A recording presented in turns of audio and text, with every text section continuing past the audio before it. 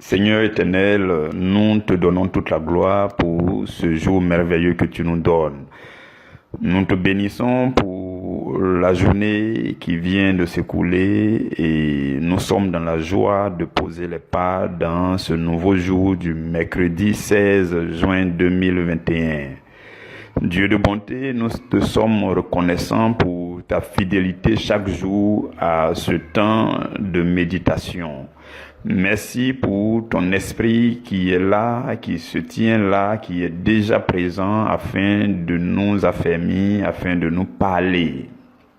Seigneur Jésus, c'est en ton précieux nom que nous sommes unis dans ce temps de méditation et dans la présence devant le saint trône du Dieu créateur.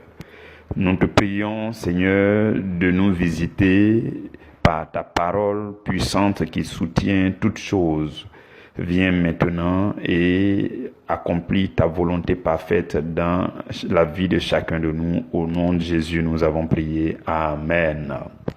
Bien-aimés frères et sœurs, je vous salue dans le nom de Jésus. Notre sous-thème que nous avons commencé hier, c'est comment expérimenter ou alors expérimenter l'inestimable valeur de la remise en cause personnelle. Donc aujourd'hui, nous faisons la dernière partie, la deuxième et la dernière partie.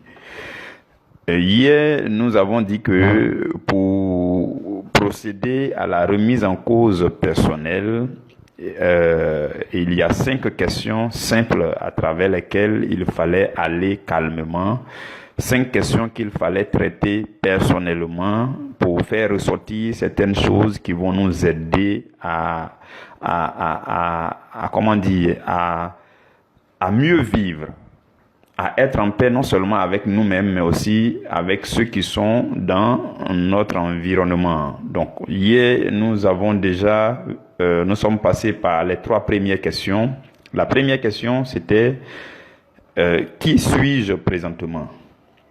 Ou alors, qu'est-ce que je suis devenu présentement? Et hier, je nous ai dit qu'il fallait répondre très largement et en détail.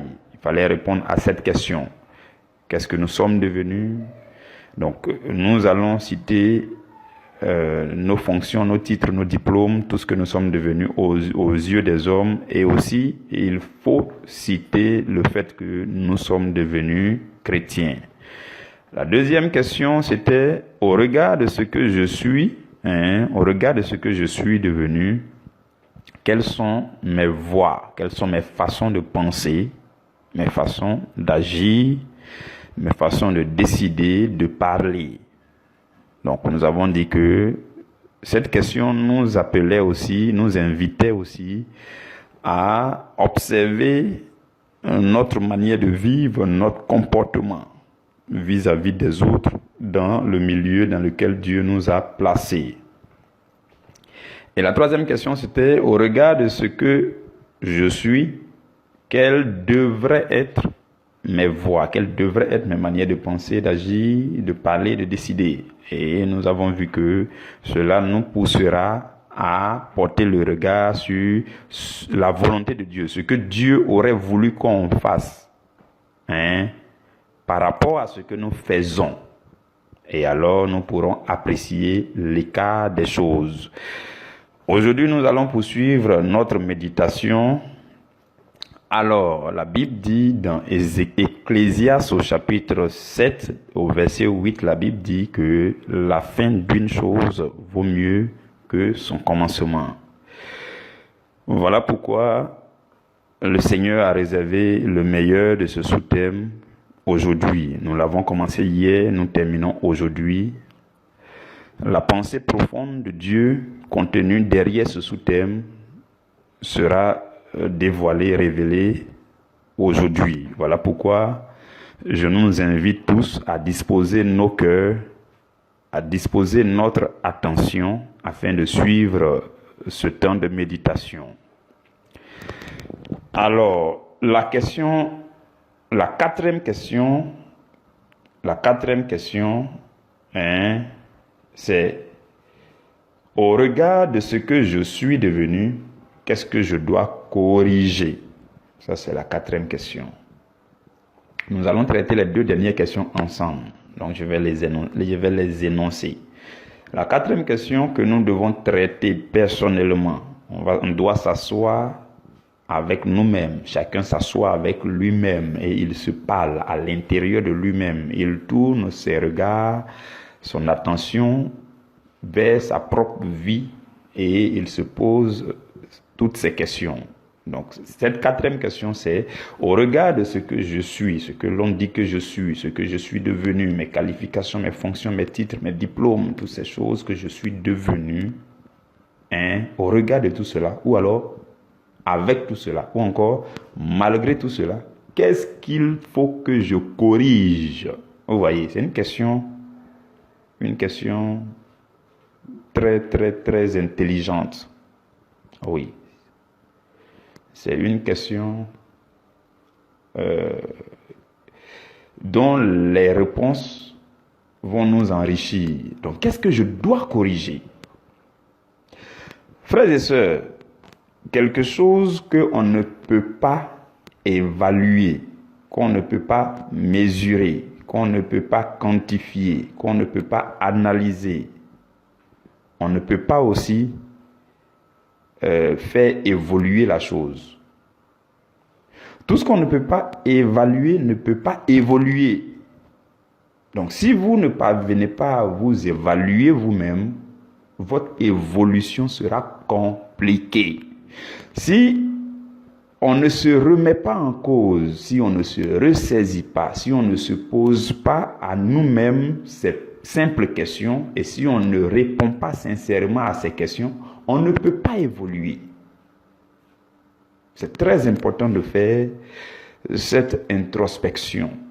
C'est ce qui nous permet de voir, c'est ce qui permet de ressortir ce qui ne va pas. Et alors, nous avons l'aide de Dieu pour que ces choses soient corrigées. Donc, nous sommes allés à travers les 3 premières questions. Et la 4e question, c'est au regard de ce que je suis devenu, qu'est-ce que je dois corriger? Et à ce niveau, vous pourrez analyser l'écart entre la question 2 et la question 3. La question 2 disait, au vu de ce que je suis devenu, quelles sont mes voies, quelles sont mes manières de faire les choses. Et la question 3 dit, quelles devraient être mes manières de faire les choses. Donc, il y a ce que je fais. C'est un constat, c'est un état des lieux. Pour répondre à la question 2, c'est un état des lieux. Tu t'observes et tu fais l'effort d'être dur avec toi-même pour dire à ce point, je n'ai pas bien agi. Et dans la question 3, on dit qu'est-ce que je devrais faire? Là encore, tu découvres mieux que effectivement tu as mal agi parce que voilà ce que tu devais faire et que tu n'as pas fait. Ce que je devais faire et que je n'ai pas fait. Ce que j'aurais pu faire, mais j'ai manqué de force. Mais j'ai manqué d'illumination. J'ai manqué de sagesse et je ne l'ai pas fait. Donc, cela fait ressortir, les questions 2 et 3 font ressortir l'écart entre ce qu'il fallait faire et ce qu'on fait. Et alors, on voit clairement ce qui doit être corrigé.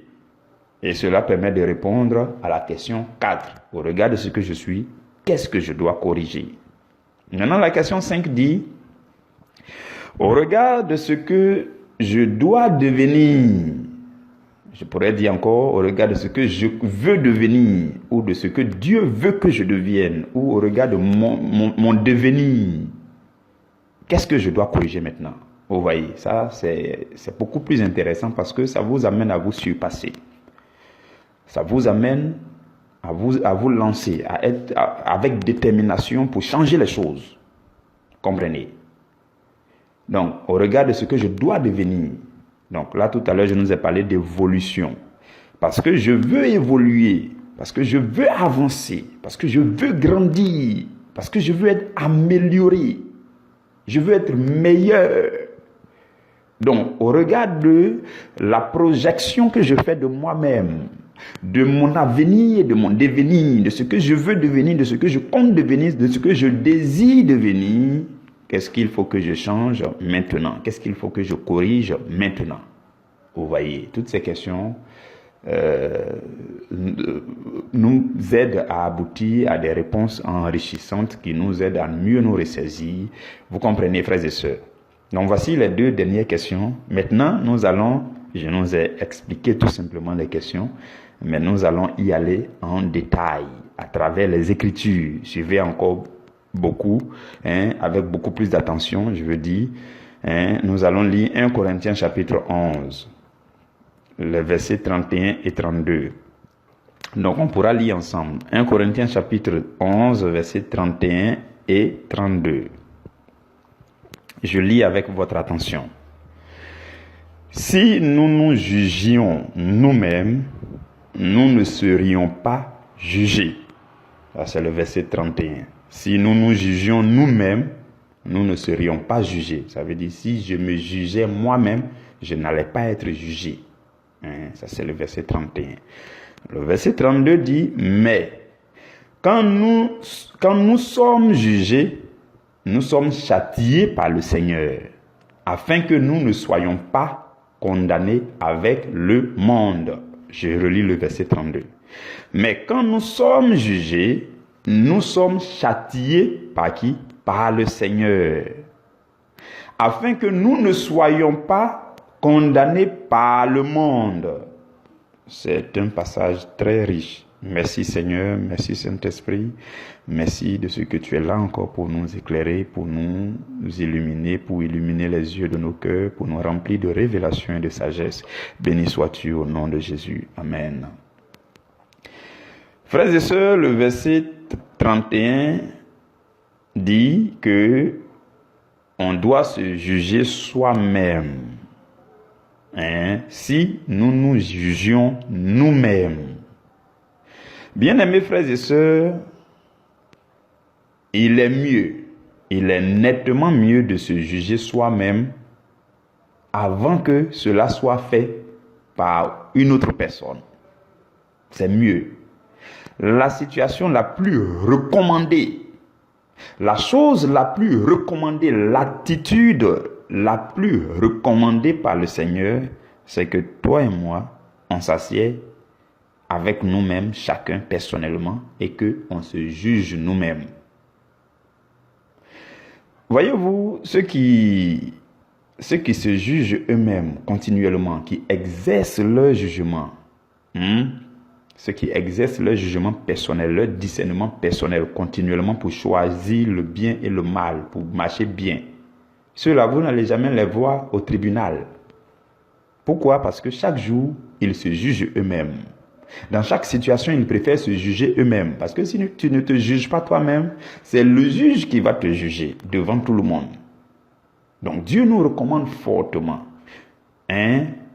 qu'on se juge nous-mêmes d'abord. Et si on parvient à se juger, alors on est épargné de tout jugement, même le jugement final de Dieu.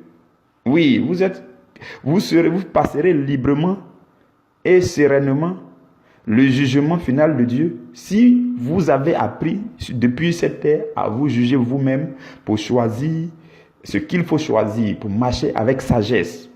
Si nous l'avons fait, voilà pourquoi le verset 32 dit « Afin que nous ne soyons pas condamnés avec le monde ». Pourquoi? Parce que continuellement déjà nous nous jugeons nous-mêmes. Donc c'est ce que Dieu recommande. Vous comprenez? Les questions 4 et 5 nous parlent de correction. Qu'est-ce que je dois corriger? Lorsque on se juge soi-même, on découvre nos erreurs. Vous me suivez? Lorsqu'on se juge soi-même, on découvre nos propres erreurs. Mais tant que vous ne vous jugez pas vous-même, tant que vous ne vous analysez pas, vous ne vous sondez pas vous-même, vous ne pouvez pas découvrir vos erreurs. Ce n'est pas possible. Mais lorsque vous vous jugez vous-même, vos erreurs remontent à la surface. Et qu'est-ce qui se passe par la suite? Dieu vous indique ce qui doit être corrigé. Puisque, ayant vu vos erreurs, Dieu vous indique ce qui doit être corrigé. Comment est-ce que cela doit être corrigé? Vous comprenez? Donc, le fait de se juger soi-même, c'est le fait de faire la remise en cause personnelle. C'est le fait de passer à travers toutes ces questions. et d'aboutir aux deux dernières questions qui parlent de correction. Et pour corriger, il faut trouver l'erreur. Quand vous allez à l'hôpital, il faut que le médecin fasse d'abord le diagnostic. S'il ne découvre pas où se trouve le problème, il sera incapable de corriger. Et Dieu nous a donné, Dieu a mis en nous cette capacité de nous sonder nous-mêmes, de nous diagnostiquer nous-mêmes, de nous juger nous-mêmes, afin que nos erreurs remontent et que nous puissions passer à la correction. Vous comprenez? Donc la correction, en fait, représente le châtiment du Seigneur. La correction représente le châtiment du Seigneur. Donc quand vous découvrez les erreurs que vous avez commises, le Seigneur va maintenant vous aider à corriger. Et en d'autres termes, c'est cette correction-là qu'on appelle châtiment. La correction, c'est une bonne chose, mais souvent ça fait mal. Ou alors même la plupart du temps, ça fait mal. Voilà pourquoi on parle de châtiment maintenant. Donc la correction, donc le châtiment, c'est une correction qui est rude. Pourquoi? Parce qu'il faut que ce soit rude. Vous comprenez? Je vais vous donner quelques exemples de châtiments. Et ces châtiments, en fait, dans la pratique, il faut qu'on les accepte. Il faut qu'on les subisse pour qu'on soit corrigé. Si vous n'avez pas accepté le châtiment, vous ne pourrez pas être corrigé. Vous comprenez? Ce que Dieu veut, quand Dieu veut nous châtier, c'est pour notre correction. Mais alors, il faut qu'on accepte le châtiment, qu'on subisse le châtiment. Ça fait mal, c'est douloureux. Il faut qu'on subisse. C'est alors qu'on sera corrigé. Vous comprenez? Le premier exemple de châtiment que je veux nous donner, c'est le châtiment dans la chair. Dans la chair. Vous savez que la chair en nous est comme un bébé gâté qui veut faire tout ce qu'elle veut, suivant nos sentiments, nos émotions, nos envies. La chair, c'est lorsque le péché s'agite en nous, le péché nous bouscule pour nous pousser à commettre des erreurs, des dégâts. Donc le péché est logé dans la partie de l'homme qu'on appelle sa chair. Et le péché est logé là afin de nous induire à l'erreur. Vous comprenez? Bon, j'avais déjà fait un enseignement quand même sur ces choses où j'expliquais un peu c'est quoi la chair, tout ça. Donc brièvement, je vais revenir dessus avant de continuer. La chair, en fait, c'est le fonctionnement, l'activité des sens, des 5 sens. C'est l'activité des 5 sens. Donc, il n'y a pas que les 5 sens. On peut aller au-delà des 5 sens. Donc, la chair, c'est l'activité de la langue, par exemple. Parce que je dis la langue parce que trop souvent quand on dit les 5 sens, on dit le goûter. Le goûter, c'est non. Le goûter est une activité de la langue. Mais la langue a d'autres activités. C'est-à-dire parler, par exemple. Par exemple, quand tu es trop bavard, c'est une activité de la langue. Et cette activité peut te conduire au péché parce que la Bible dit celui qui parle trop ne manque pas de péché. Vous comprenez? Donc, les activités de la langue, c'est la chair. La chair en elle-même n'est pas une mauvaise chose. Suivez-moi très bien. Les activités des yeux, qu'on appelle la vue, c'est ça la chair. L'activité des oreilles, qu'on appelle l'ouïe, c'est ça la chair. L'activité du nez, qu'on appelle l'odorat, c'est ça la chair. L'activité de la main ou bien de la peau, qu'on appelle le toucher, c'est ça la chair. Vous comprenez?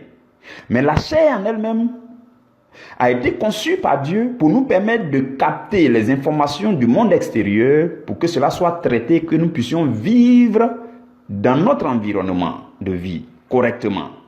C'est dans ce but que Dieu a créé la chair. La chair, en fait, c'est les activités des capteurs sensoriels qui sont sur notre corps. Vous comprenez? Maintenant, lorsque le péché va entrer dans le monde, le péché va aller habiter dans la chair, pour souiller la chair, de telle sorte que désormais, quand tu regardes quelque chose, au lieu d'en tirer la bonne interprétation selon Dieu, la chair pollue l'interprétation et toi, tu en tires la mauvaise interprétation qui te pousse à faire une mauvaise chose. C'est ça le travail du péché qui est logé dans la chair. Désormais, quand tu touches quelqu'un, Au lieu d'avoir la bonne interprétation, le bon retour que Dieu veut, la chair transforme ou alors la chair pollue ce toucher. Et ce toucher te fait penser à des choses bizarres et tu commets ces choses. Lorsque tu sens un plat, malgré que tu sois déjà rassasié, quand tu sens un plat, tu vas sentir la chair, le péché dans la chair en train de te dire, il faut bouffer, on appelle ça la gourmandise.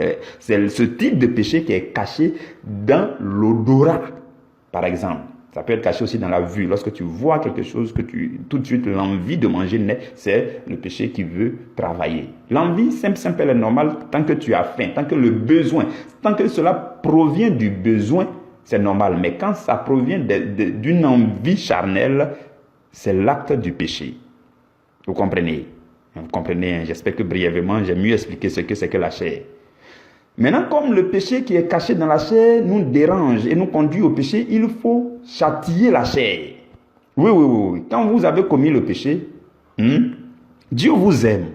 Dieu vous aime. Vous et moi, quand nous commettons le péché, Dieu nous aime. Mais, parce qu'on a commis le péché, ce qui est en nous et qui nous a poussé au péché, c'est la chose que Dieu veut corriger. C'est la chose que Dieu veut punir. Ce n'est pas nous en tant que tel que Dieu veut punir, mais Dieu veut punir. Lorsque votre enfant commet un dégât et puis vous l'attrapez et puis vous le chicotez, ce n'est pas parce que vous n'aimez pas l'enfant. Mais vous voulez qu'il soit débarrassé de ce qui l'a poussé au péché.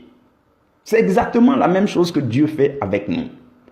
Lorsque la chair nous pousse au péché et qu'on commet le péché, en retour, Dieu veut qu'on accepte le châtiment qui consiste à châtier la chair. Ou alors, qui consiste à nous châtier dans la chair. Pour que l'esprit soit de plus en plus proche du Seigneur. Parce que lorsque l'esprit est loin du Seigneur, la chair travaille beaucoup mieux. Mais lorsque l'esprit est proche du Seigneur, la chair n'est plus trop considérée. Nous avons de la personnalité spirituelle, nous décidons spirituellement. Vous comprenez? Donc cette chair a besoin d'être châtiée. Voilà pourquoi la Bible parle de la crucifixion de la chair. Il faut que la chair soit crucifiée. Dans le livre de Galates au chapitre 5, la Bible dit, je crois au verset 25, que tous ceux qui sont à Christ ont crucifié la chair avec ses désirs et ses passions. Donc la chair a ses désirs et ses passions qui doivent être crucifiés, qui doivent être châtiés. Maintenant, comme la chair fait partie de vous, voilà pourquoi quand la chair est en train d'être châtiée, vous aussi vous sentez ça. Vous comprenez? Sinon, Dieu, en fait, c'est la chair qu'il veut châtier, c'est pas toi. Mais comme la chair est sur toi, voilà pourquoi tu souffres aussi du châtiment. Vous comprenez? Je prends l'exemple d'un enfant. Par exemple, votre enfant qui est allé au jeu, qui est sorti avec ses amis, qui est allé se promener, et puis ils ont joué, et puis après, il rentre et il s'est blessé. Quand l'enfant rentre, il s'est blessé. Ok, voici la situation. Qu'est-ce qu'on fait? On ne va pas laisser la blessure devenir une gangrène. Non, il faut soigner l'enfant. Et maintenant, quand vous chauffez de l'eau, et que vous lavez la plaie de l'enfant avec de l'eau et que cela fait mal à l'enfant, est-ce parce que vous aimez ou bien que vous ne l'aimez pas? C'est parce que vous aimez l'enfant que vous êtes en train de soigner la plaie. En soignant la plaie, ça fait mal à l'enfant.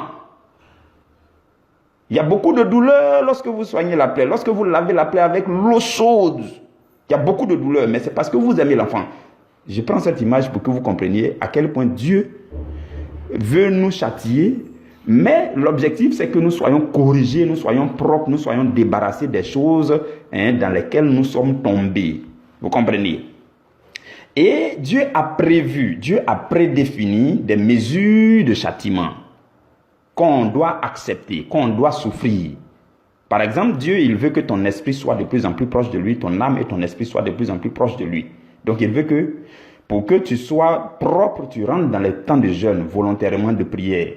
On les appelle les privations. Les jeûnes, ce sont des privations. Donc la chair sera désormais privée de ses envies. Tu as envie de faire ceci, tu dis non, je ne fais pas. On appelle ça privation. Donc en le faisant, la chair en souffre. La chair est punie, la chair est châtiée. Et ton esprit et ton âme sont de plus en plus proches du Seigneur.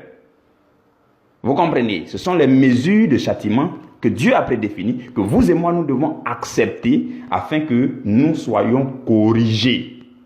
Et que la chair soit châtiée. Il n'y a pas que la chair qui doit être châtiée, bien aimés frères et sœurs. Il n'y a pas que la chair qui doit être châtiée. J'ai beaucoup parlé de la chair parce que la chair, elle nous dérange beaucoup.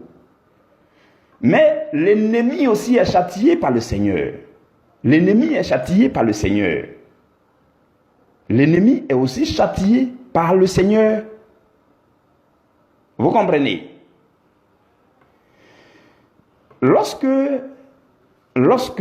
vous devez prendre une décision, la décision de pardonner à quelqu'un, par exemple, de pardonner à quelqu'un, de libérer votre cœur pour pardonner à quelqu'un, pour dire je laisse tomber toutes choses, je vais sur de nouvelles bases, moi je te pardonne, ou alors je te demande pardon, ça peut être d'un côté ou de l'autre, je te demande pardon pour telle chose que j'ai faite, je veux que je sois libéré, je te demande pardon. Cette décision n'est pas facile, vous savez pourquoi? Parce que en le faisant, l'esprit de haine qui était en train de vous influencer, c'est cet esprit qui est châtié, qui est écarté loin de vous. Parce que cette décision, qui est difficile à prendre, quand vous la prenez, l'esprit de haine se trouve en nid. L'esprit de haine se trouve châtié et s'éloigne de vous. J'ai vu que vous voyez ces choses avec l'œil spirituel. Voilà pourquoi il est difficile pour vous de demander pardon ou bien de pardonner. Dès lors que vous le faites, c'est difficile parce que vous sentez que c'est pas facile, c'est dur, tout ça, parce que l'esprit de haine qui voulait vous influencer, qui voulait avoir de l'emprise sur vous, vous allez le châtier. Oh, je ne sais pas si vous voyez. Donc, par exemple, encore l'idée de vous humilier et de vous abaisser dans une situation bien donnée, cette idée va vous paraître un calvaire parce que c'est un châtiment pour l'esprit d'orgueil et l'esprit d'égoïsme. Vous comprenez? Tout comme on a parlé tout à l'heure de la chair qui fait partie de nous, mais en châtiant la chair, ça nous fait mal. De cette même façon, vous avez du mal à vous humilier dans certaines situations parce que l'esprit d'orgueil là, qui veut s'accrocher à vous, l'égoïsme qui veut s'accrocher à vous là, c'est lui en fait qui sera châtié. Vous comprenez toutes ces choses. J'espère que vous avez compris. Donc, ce sont quelques images, quelques exemples que je donne pour que vous compreniez, en fait, combien de fois il est important d'accepter le châtiment de Dieu.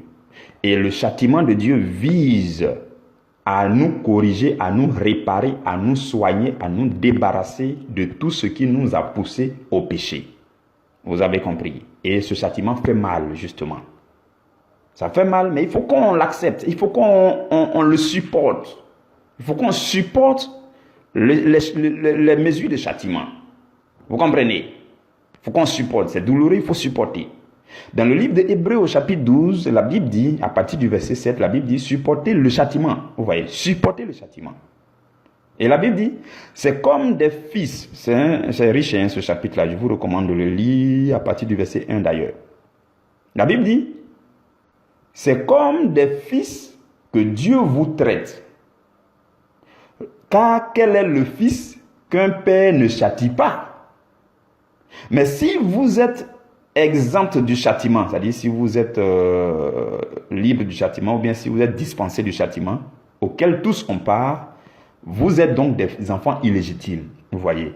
Donc ceux qui sont des enfants légitimes, des fils et des filles légitimes de Dieu, doivent accepter le châtiment de Dieu qui vise à les corriger, à les débarrasser de tout ce qui les éloigne de Dieu. Donc le châtiment doit être accepté. Et il y a des mesures de châtiment que Dieu a mis en place qui sont là, qu'on doit accepter. Quand tu jeûnes, tu acceptes le châtiment. Quand tu pries et que tu en souffres, tu acceptes le châtiment. Quand tu te prives de certains comportements, de certaines choses, tu acceptes le châtiment. Quand tu te détaches de certaines choses, tu acceptes le châtiment. Quand tu prends des résolutions difficiles, des choses vraiment qu'on ne s'attend pas à ce que tu fasses, quand tu le fais, tu acceptes le châtiment. Et tous les esprits qui veulent t'influencer et autres, tu t'en débarrasses et c'est eux qui sont châtiés en réalité et toi tu es corrigé en réalité. Vous comprenez? Et la suite dit, je vais lire à partir du verset 9 encore, on va continuer. D'ailleurs, puisque nos pères selon la chair nous ont châtiés et que nous les avons respectés, ne devons-nous pas à bien plus forte raison nous soumettre au Père des esprits? Donc le mot soumettre est venu. Soumettre, ça veut dire il faut accepter, il faut recevoir, il faut se soumettre à Dieu pour qu'il te corrige. Donc, pour avoir la vie, c'est ce que dit la suite. Donc, ne devons-nous pas à plus forte raison nous soumettre au Père des esprits pour avoir la vie? Verset 10. Nos pères nous châtiaient pour peu de jours, comme ils le trouvaient bon.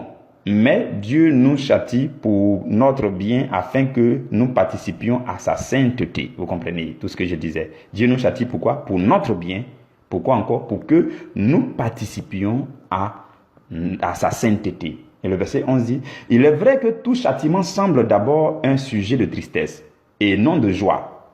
Mais il produit plus tard, pour ceux qui ont été ainsi exercés, donc c'est un exercice, pour ceux qui ont été ainsi exercés, il produit un fruit paisible de justice. » Donc il y a un fruit agréable du châtiment qui vient par la suite.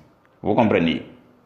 Donc, tant que nous sommes sur la terre et que des événements nous poussent au péché, des situations nous poussent à nous écarter de Dieu, Dieu désire que nous soyons corrigés. Et pour que nous soyons corrigés, nous devons accepter le châtiment de Dieu. Le châtiment de qui? De Dieu. Le châtiment venant de Dieu, le châtiment prédéfini par Dieu. Voilà pourquoi dans le verset 32 de 1 Corinthiens 11 qu'on a lu dit, « Mais quand nous sommes jugés, nous sommes châtiés par le Seigneur. » Vous comprenez? Dieu a tout mis en place pour que nous soyons corrigés, pour nous laver. En nous lavant, c'est difficile. Comme j'ai dit, un enfant que tu soignes sa plaie, c'est la plaie que tu veux enlever. Tu veux que la plaie guérisse, mais ça fait mal à l'enfant. Tu n'as pas le choix que de lui faire mal. C'est pourquoi on parle de châtiment. C'est comme ça que Dieu lui châtie. Châtiment de Dieu là, c'est comme ça. C'est pas comme pour les hommes où tu frappes l'enfant jusqu'à la méchanceté. Vraiment, souvent c'est la sorcellerie. Vous voyez, non, ça n'a rien à voir avec le châtiment de Dieu. Le châtiment de Dieu, c'est en vue d'accomplir quelque chose de bon en toi, en vue de t'aider, en vue de te transformer, en vue de te corriger, en vue de te libérer, te délivrer de tout ce qui s'est attaché à toi qui n'est pas bon. C'est ça le châtiment du Seigneur. Et la Bible dit, mais quand nous sommes jugés, nous sommes châtiés par le Seigneur. Donc pour que tu arrives au stade du châtiment, tu dois te sonder, te juger. Fais une remise en cause personnelle, fais une introspection pour faire ressortir les erreurs, les tâches, pour que Dieu puisse corriger. Vous comprenez? Maintenant, ce que je veux nous dire encore, c'est que Dieu veut vraiment nous corriger. Quand vous lisez Apocalypse au chapitre 3, dans le verset 19, la Bible dit, Jésus dit, « Moi je reprends et je châtie tout ce que j'aime. » Donc, cela démontre que c'est par amour, effectivement, que nous sommes châtiés dans certaines situations. Le châtiment que Dieu fait, c'est pour notre bien. Il dit, je reprends et je châtie tout ce que j'aime. Maintenant, comme j'ai dit, il y a des mesures de châtiment qui ont déjà été mises en place. Si tu acceptes de jeûner, que tu acceptes de te priver de certaines choses, que tu acceptes de prendre des résolutions difficiles, c'est déjà cela ton châtiment. En le faisant, tu acceptes le châtiment venant de Dieu. Le châtiment de Dieu, ce sont des choses qui ont été prédéfinies. Ce que la Bible te dit de faire, tu fais. Tu dois pardonner à telle personne, tu pardonnes. Tu dois demander pardon à gauche, tu demandes pardon. Tu dois exprimer l'amour ici, tu le fais. Tu dois jeûner ici, tu le fais. Tu dois prier tard la nuit, tu le fais. Tu dois méditer la parole, tu le fais. Tu dois te priver de tel comportement, tu le fais. Tu dois te détacher de tel type d'amitié qui te conduisait au péché, tu le fais. Tout cela en acceptant, la chair en souffre. Les envies charnelles souffrent de cela. Ton côté charnel en souffre. Et tu deviens de plus en plus spirituel. C'est ça ton châtiment. C'est le châtiment. C'est les mesures de châtiment prédéfinies par Dieu et qu'il faut qu'on accepte et qu'on supporte. C'est déjà là. C'est déjà ce qui a été prédéfini pour nous. Quand vous le faites, il n'y a pas autre châtiment encore qui va venir. Vous comprenez, non? Maintenant, ce que je veux dire, c'est que le jugement de Dieu, le jugement de Dieu commence lorsque nous nous entêtons à ne pas nous juger nous-mêmes par rapport à une certaine situation de notre vie. Je vous explique. Tout à l'heure, j'ai parlé d'abord du fait qu'on doit se juger nous-mêmes. Quand on se juge nous-mêmes, par la suite, on accepte et on supporte les châtiments venant de Dieu. Et on est corrigé, on est propre. Jusque-là, j'ai parlé du châtiment de Dieu, je n'ai pas parlé du jugement de Dieu. Mais j'ai parlé de jugement personnel, c'est-à-dire que tu te juges toi-même et par la suite, Dieu te châtie à travers les mesures de châtiment que j'ai citées. Dieu a déjà mis en place que tu dois les accepter pour être châtié et corrigé. Vous avez compris? Mais la base, c'est quoi? Le départ, c'est quoi? Le fait que tu te juges toi-même. Maintenant, ce qui se passe, c'est que si tu refuses de te juger, c'est là que commence le jugement de Dieu. Je veux que vous compreniez. J'espère que je suis clair dans ces choses-là. Lorsque tu acceptes de te juger, tes erreurs, tes défauts ressortent à la surface. Et Dieu te montre comment corriger cela. C'est comme des plaies. Et Dieu vient corriger ces plaies. Ça te fera mal. Mais c'est le châtiment de Dieu. Il y a plusieurs mesures qu'il faut accepter, qu'il faut subir, qu'il faut pratiquer pour votre châtiment venant de Dieu, et pour votre correction.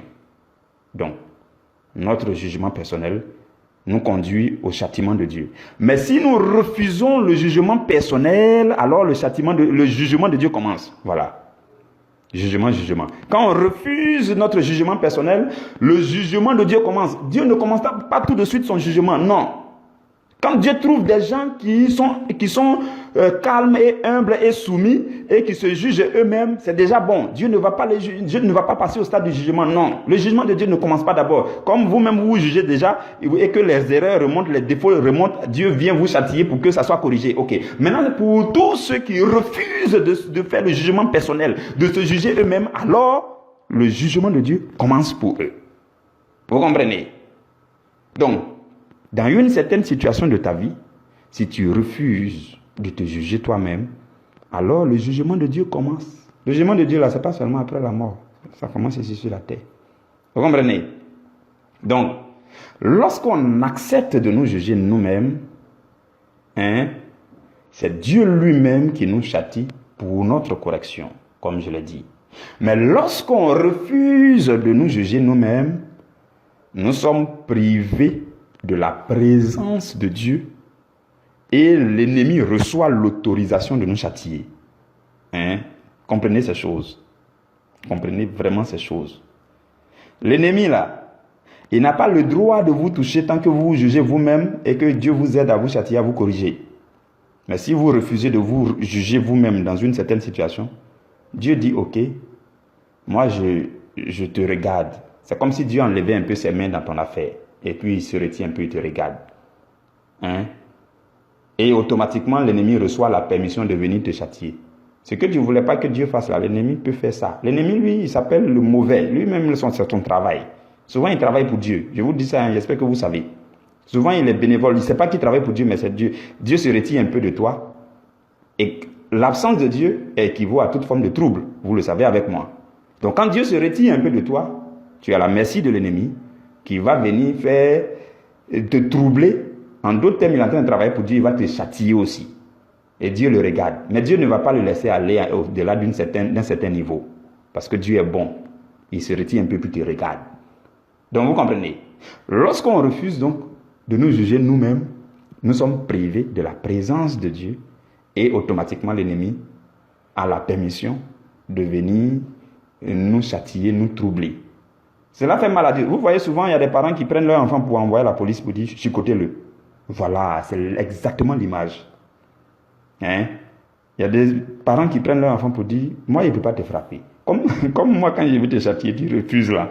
Je vais t'envoyer là-bas et puis ils vont te corriger. Il envoie là, au commissariat, il dit chicotez-le bien. Quand vous avez fini, que vous êtes rassasié, vous m'appelez, je vais venir le prendre. Mais sachez que je l'aime. Ne le tuez pas. Ne le tuez pas. Ne lui cassez pas les bras. Non. Frappez-le seulement dans les parties où vous savez que ça va le blesser, mais ça ne va pas le tuer là. Frappez-le là-bas seulement. Vous comprenez? Il y a des parents qui font ça. C'est une belle image pour exprimer ce que je suis en train de vous dire. Donc Dieu se retire un peu et puis il laisse Satan faire. Et puis Satan vient vous chicoter, vous mettre dans les troubles comme pas possible.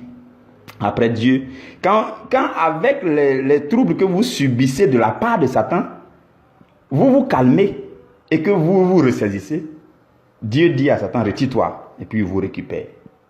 J'espère que vous comprenez ce que je suis en train de dire. C'est vraiment fort. C'est vraiment fort. Je sais que beaucoup de personnes se sentent dans ce que le Seigneur est en train de nous dire. Donc, Dieu se retire légèrement et laisse l'ennemi venir. L'ennemi vous trouble. Il va vous malmener. Mais Dieu ne lui permettra jamais d'aller au-delà d'une certaine situation. Voilà pourquoi on prêchera toujours l'évangile pour que chacun de nous se réveille. Pour que chacun de nous se ressaisisse. Pour que chacun de nous apprenne à se juger lui-même. Afin que le châtiment venant de Dieu, il puisse subir cela et qu'il soit corrigé et qu'il soit proprement dans la présence de Dieu. Sinon, quand Dieu se retire un peu de vous et que l'ennemi vient, lui là, il est un barbare. Lui, il est sauvage même. L'ennemi, il est vraiment sauvage. Quand c'est lui là, lui, il fait des choses, il est bête même dans ses manières de faire. C'est la folie même. Il va vous chicoter, il va vous troubler mal. Mais Dieu s'est retiré et regarde. Tout ce que Dieu veut, c'est que vous puissiez dire assez, j'ai accepté, c'est bon, Seigneur, viens à mon secours. Et quand vous le dites, le Seigneur vient et puis dit, mon fils, prends 2 jours de jeûne, on va parler. Prive-toi de telle chose, détache-toi de telle amitié, arrête de faire telle chose, arrête de pratiquer telle chose. Et Dieu vous récupère et il prend soin de vous, comme un bon père. Vous comprenez que Dieu fait toutes choses par amour. Il y a beaucoup qui disent Dieu ne m'aime pas. Oh, je dis telle chose, Dieu ne m'aime pas. C'est pas amour pour toi qu'il est en train de faire tout ça. Vous comprenez? Si vous avez compris toutes ces choses, vous n'allez plus jamais vous plaindre de Dieu pour dire Dieu est mauvais, Dieu a fait ceci. Vous comprenez? Vous comprenez, frères et sœurs? Maintenant, ce que je vais vous dire aussi, c'est que ce que je veux dire maintenant, je ne le souhaite vraiment pas, même à mon pire ennemi. C'est que si malgré tout, c'est-à-dire que Dieu s'est retiré un peu en vue de laisser l'ennemi venir vous châtier pour que vous puissiez comprendre, mais malgré tout, vous n'avez pas compris. Si malgré tout, vous ne vous ramollissez pas, vous courez le risque du châtiment éternel. Il y a ce qu'on appelle le châtiment éternel. C'est l'opposé de la vie éternelle, c'est l'enfer. Matthieu au chapitre 25 au verset 46, la Bible présente le châtiment éternel comme l'opposé de la vie éternelle. Et 2 Thessaloniciens au chapitre 1 au verset 9, la Bible dit, ils auront pour châtiment une ruine éternelle, loin de la face du Seigneur et de la gloire de sa force. Donc, ceux qui s'entêtent, malgré les troubles qu'ils subissent de la part de l'ennemi, cela court le risque de la ruine éternelle, du châtiment éternel. Je ne le souhaite vraiment pas à quelqu'un. Donc, Dieu désire ardemment que les situations que nous vivons, nous puissions nous réveiller pour dire, Seigneur, viens à mon secours, je veux me ranger de ton côté. Et à partir de cet instant, il faut apprendre à vous juger régulièrement. Chaque mois ou bien tous les 3 mois, par exemple, faire un bilan personnel, se juger soi-même pour dire, Seigneur, voilà ce que j'ai fait, te demande pardon. Même à chaque temps de prière, c'est de dire, Seigneur, j'ai fait ceci, Seigneur, c'est telle chose, ainsi de suite, pardonne-moi, ainsi de suite. Vous comprenez? Donc, le jugement personnel, je veux parler de cette chose pour terminer. Je veux nous révéler quelque chose qui est le but final de tous ces 2 jours d'enseignement avant de terminer. C'est que le jugement personnel est un acte d'humiliation. Comme je l'ai dit, pour répondre aux 2 premières questions, pour traiter les 2 premières questions, il faut se juger en vue de voir ce qui doit être corrigé. Par rapport à ce que vous êtes devenu déjà, ce que vous faisiez tout ça, les erreurs que vous commettiez, ces choses vont remonter à la surface. Par rapport à ce que vous désirez devenir aussi, il y a des choses que Dieu va corriger maintenant pour que vous soyez meilleur pour le futur. Ça, c'est les questions 4 et 5. Maintenant, ce que je veux dire, c'est que le jugement personnel dont nous avons parlé dans ces 2 dernières questions, c'est un acte d'humiliation devant Dieu. C'est un acte d'humiliation devant Dieu. Et cela nous rend encore plus humbles. Frères et sœurs, si vous n'apprenez pas à vous humilier, vous ne deviendrez pas humble. L'année dernière, quand je traitais de ce fameux thème sur l'humilité, l'année surpassée, 2019, il y a un sous-thème où on disait que on doit s'humilier soi-même avant d'être humilié. Si on ne s'humilie pas devant Dieu, Dieu enverra autre chose pour nous humilier. Par contre, quand on s'humilie devant Dieu, on devient humble. Maintenant, même quand on s'entête, on ne s'humilie pas devant Dieu et que d'autres agents humiliateurs viennent nous humilier, cela nous rend encore humbles. Et dans tous les cas, Dieu nous reçoit humbles.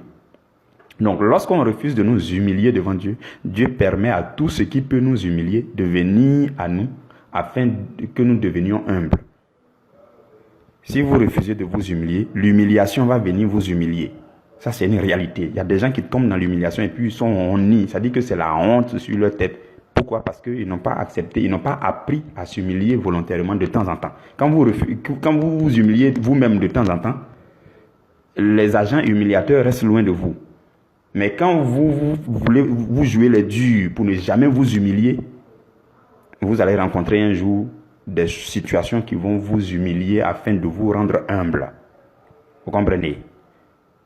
Je termine pour dire que cette valeur inestimable de la remise en cause personnelle, c'est l'humilité. C'est l'humilité. L'humilité est d'une très grande valeur dans la vie chrétienne, frères et sœurs. La valeur inestimable de la remise en cause personnelle, c'est l'humilité. Si vous voulez saisir cette valeur, frères et sœurs, vous serez enrichis spirituellement. L'humilité, c'est la chose qui ressort à travers les 5 questions qu'on a parcourues. L'humilité, c'est ce que Dieu veut que vous soyez.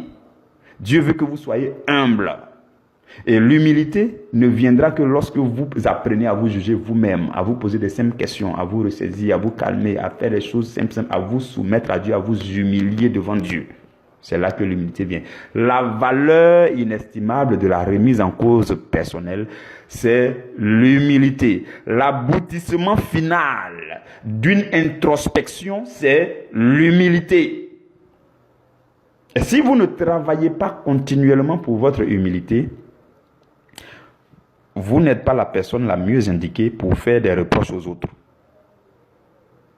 Si vous ne travaillez pas régulièrement pour votre propre humilité et que vous critiquez les autres, vous vous enfoncerez davantage vous-même.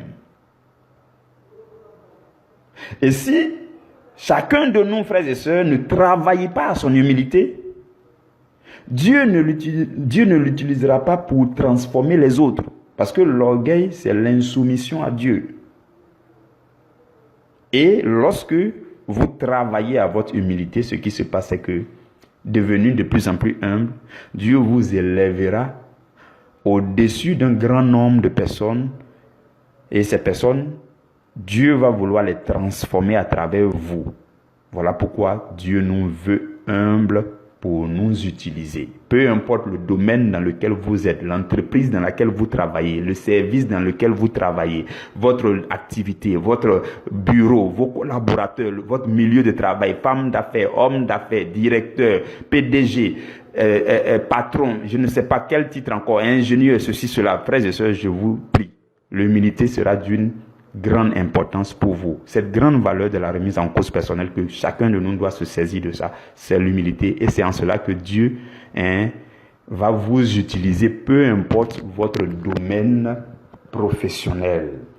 C'est ce que le Seigneur voulait nous dire aujourd'hui. Je bénis son précieux nom. Nous allons nous arrêter là. Demain, nous passerons à un autre sous-thème. Nous passerons à un autre niveau. Comment vivre l'unité de la foi vis-à-vis des chrétiens mal affermis. Rendez-vous demain à la première heure. Amen.